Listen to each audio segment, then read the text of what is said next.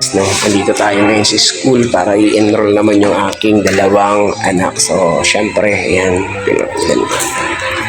Yung aking ballpen. Ayan, tara, punta natin yung aking kapatid. So, nag-enroll pa siya.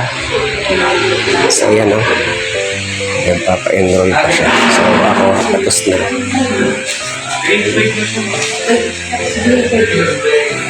So, enroll muna kami. No. After namin magpa-enroll, ako nakapagpa-enroll na ako. Sa kanya na lang, no, yung dalawa kong, ay yung tatlo kong pamangkin, ini-enroll ng kapatid ko. Tsaka yung anak niyang kinder. Yan, nakapila siya pero ako.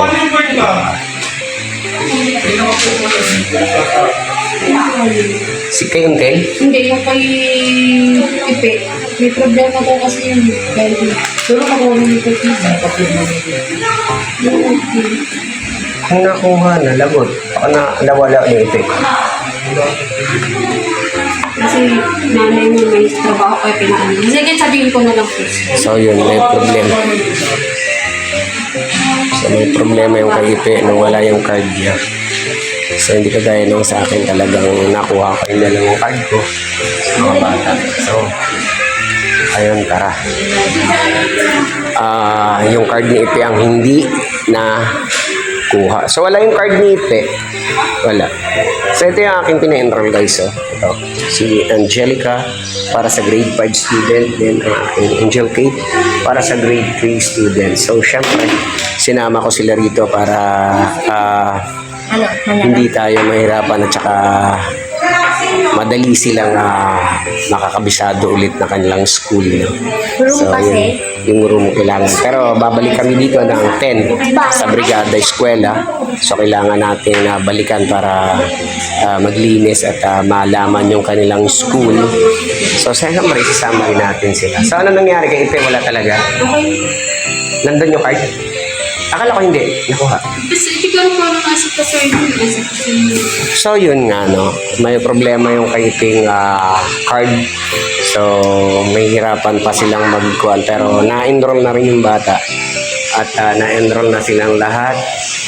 Grade 6. Grade 6, grade 5. So malapit na, no? Malapit na ang kanilang pagtatapos dito sa San Agustin. Ito, 1 year na lang siya rito.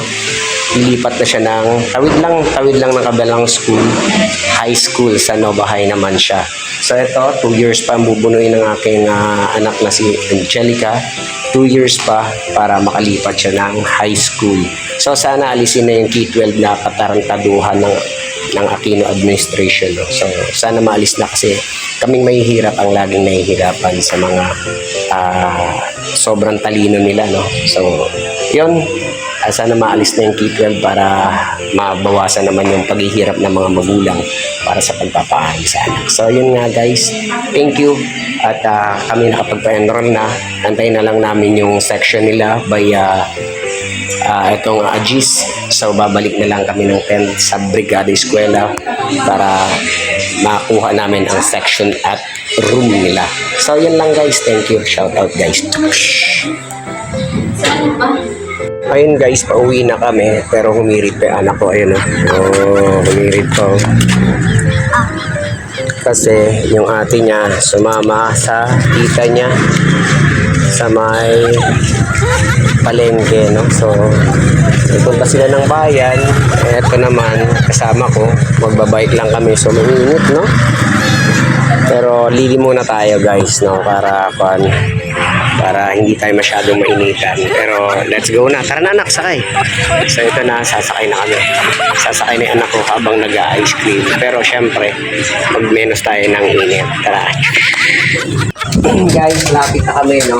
Pinahirapan ako ng anak ko. Grabe ito. Ang init, nagtitidal ako. Grabe. Pero okay lang, at least na sila. Yung isa kong anak, sumama kay Angeline sa palengke. Ayan, kami ni Angel Kate. Hindi kami. Ayan, syempre. Size 0 tayo para walang sili ng bensa. Sige guys, dito na kami sa bahay. Bye-bye.